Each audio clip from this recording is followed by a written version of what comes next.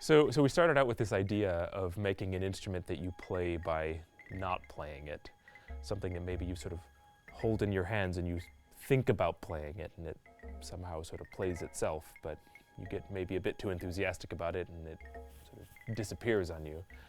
In the end, I think it's not quite what we made, but we've made something that you have to sort of get into the motion with the instrument. The instrument wants to play. It wants to play with a certain rhythm, with a certain sort of sway to it. And if you can lock into that sort of sway, then you can play with the instrument. But if you don't, then it might not do anything at all. So we make this kind of shape, and it's like you have to take it and play with it with just slightly little subtle movement. So that's the idea of the instrument. We kind of like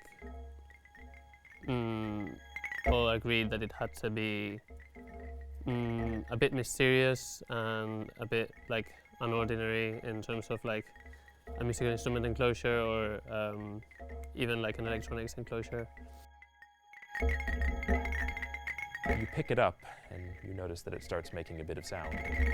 And you move it around a little bit, it starts making a bit more sound, and you can kind of get into this sort of rhythm of playing it back and forth and coax it into making music.